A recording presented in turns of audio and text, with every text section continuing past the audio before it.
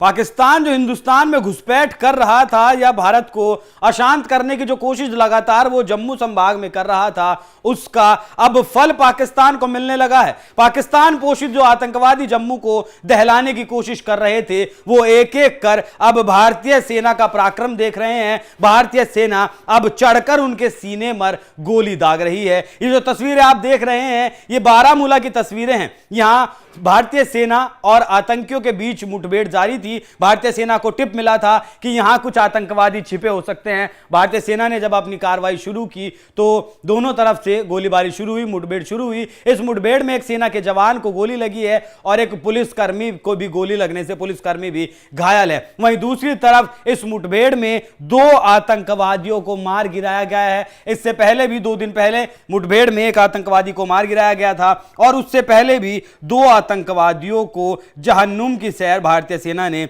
करवाई थी। ये जो ऑपरेशन है, ये जम्मू कश्मीर पुलिस के साथ भारतीय सेना का ये संयुक्त ऑपरेशन है। इसमें एक पुलिस अधिकारी ने बताया कि सोपोर के हादीपोरा इलाके में आतंकियों की मौजूदगी का इनपुट मिला था। इस पर सेना, सीआरपीएफ और पुलिस की संयुक्त टीम ने सर्च ऑपरेशन शुरू कर दिया। खुद को घिरता देख आतंकियों ने जवानों को निशाना बनाकर फायरिंग शुरू की। सुरक्षा बलों ने भी जवाबी फायरिंग के साथ जवाब दिया और मुठभेड़ शुरू हो गई। आतंकियों की फायरिंग में एसओजी के एक जवान को गोली लगी, जिसे अस्पताल में भर्ती करवा दिया गया है।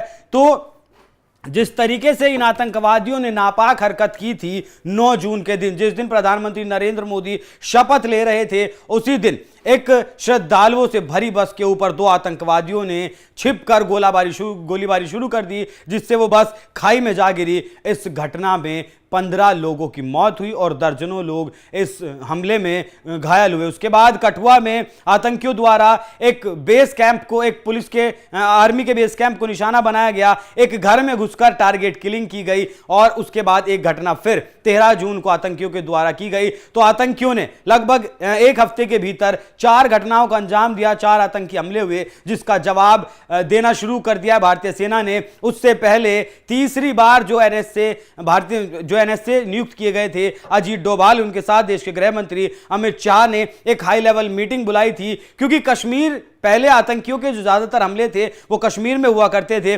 लेकिन अब कश्मीर के ज्यादातर आतंकवादी कश्मीर से जम्मू संभाग में शिफ्ट हो गए हैं। और यहां आतंकवादियों के लिए प्लस पॉइंट यह है कि यहां जम्मू में पीओके का एरिया लगता है, जिसे पाकिस्तान कहता तो आजाद कश्मीर है, लेकिन यह पाकिस्तान इसे अपने ही इशारों पर चलाता है और यहीं से पाकिस्तान इन्फिल्ट्रेशन करता है आतंकवादियों का और भारत को अस्थिर करने की कोशिश करता है। जो कश्मीर के लोग हैं, कश्मीर घाटी के जो लोग हैं, वो अब इन चीजों को समझ गए हैं। अब वो 100, 200, 500 रुपए में पत्थरबाजी या फिर हमले नहीं करते। लेकिन जम्मू संभाग में अभी भी जो पाकिस्तान पोषित आतंकवादी हैं वो अभी भी एक्टिव हैं। लेकिन एनएसए अजीत डोभाल ने जो प्लान बनाया, जो प्रोग्राम बनाया है, क्योंकि गृह मंत्री का साफ तौर पर सीधे शब्दों में आदेश है कि इन आतंकवादियों का सफाया कर दिया जाए, इस आतंकवाद का सफाया कर दिया जाए। और एनएसए अजीत डोभाल के आदेश के बाद भारतीय सेना इस पर जुट भी गई है। जम्मू कश्मीर पुलिस के साथ वो सर्च ऑपरेशन कर रही है और लगातार आतंकवादियों को चुन चुनकर मारने का जो आदेश दिया गया है उस पर लगातार काम भी कर रही है। तो फिलहाल जम्मू कश्मीर से अपडेट यही है कि सेना लगातार आतंकवादियों को जहन्नुम की सैर करवा रही है। जाते जाते सुनिए, कारगिल युद्ध के दौरान जिन्होंने युद्ध लड़ा था, कर्नल आरके शर्मा ने पाकिस्तान के भीतर पाकिस्तान का भारतीय सेना क्या कुछ कर सकती है, सुनिए एक बार। अगर आर्मी को ये छूट होती कि आप कैसे भी करके खदेड़ दीजिए, तो फिर तो आधा पाकिस्तान ले लेते, फिर तो पीओ को भी ले सकते थे ना। फिर खाली करना था, तो फिर तो पीओ को भी ले सकते थे। अगर छूट दे दी जाए तो पाकिस्तान का तो नक्शा जो है वो उसमें वो रहे ना रहे, इतना एक इंडियन आर्मी की कैपेसिटी।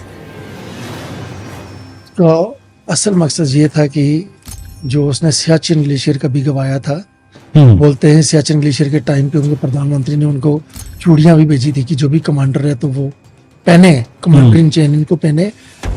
जो कुछ हुआ है वो तो कभी उन्होंने सोचा ही नहीं था। लाइक बिफोर तो उन्होंने अपनी लाइफ में कभी नहीं सोचा होगा कि वो फोर्स लेके आ जाएंगे यहाँ पे। उन्होंने कभी ये सोचा ही नहीं होगा कि इतनी कैजुअलिटी के लिए तैयार हो जाएंगे। ये स्टेट लाइन में जा रहे हैं, ऊपर से फिक्स लाइन पे वेपन लगे हुए हैं, पूरा फायर आपके ऊपर आ रहा है, आप मरे जा रहे हो और पीछे से 20 और चढ़ना शुरू हो जाते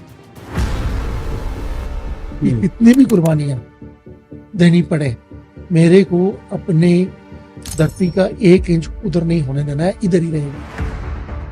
हमारे को जो भी ऑर्डर मिलेगा वी आर रेडी। हमारे को बोलेगा रुक जाओ, हम रुक जाते हैं। हमारे को बोलेगा आगे बढ़ो, बढ़ जाए। हमारे को ये भी बोलेंगे कि तिब्बत लो, तो हम उसके लिए लड़ने के लिए चले जाएंगे।